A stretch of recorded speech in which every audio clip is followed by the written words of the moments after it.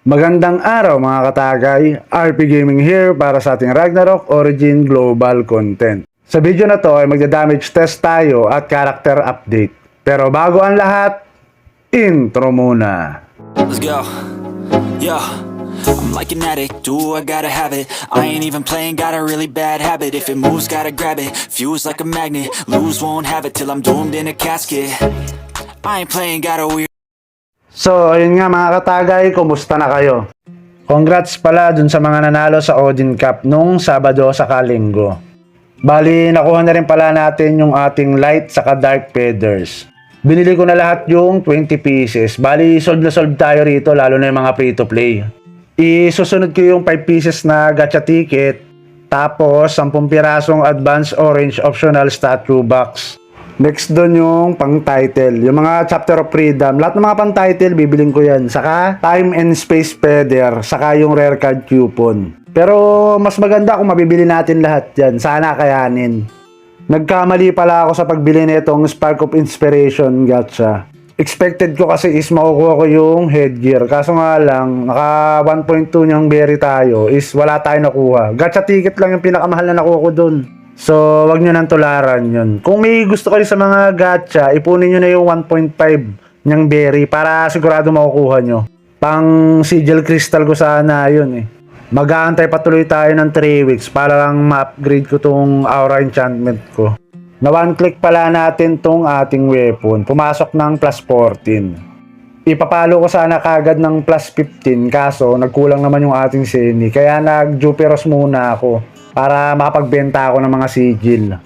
Pero sa kinasamaang palad, nag-failed na siya. Tapos wala na tayong mabibiling blessed weapon ore. Kaya next Monday na lang ulit tayo pag-reset nung diamond shop. So, test damage muna tayo mga katagay dito sa PvP. Hindi na rin pala ako gagamit ng YGG rito kasi titignan lang naman natin kung may damage na tayo eh. Saka makikipaglaro lang naman tayo para mag-enjoy. Para makita natin kung may dapat ba tayong i-improve. Antay tayo ng mga random player na papasok sa room.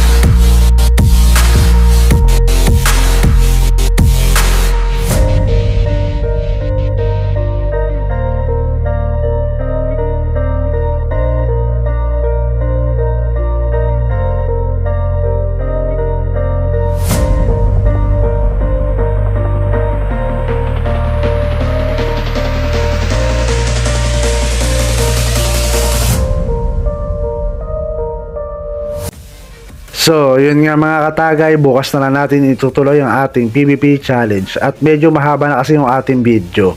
At medyo madami din kasi yung ating nakalaban. Shoutout pala dun sa mga nakalaban ko kanina.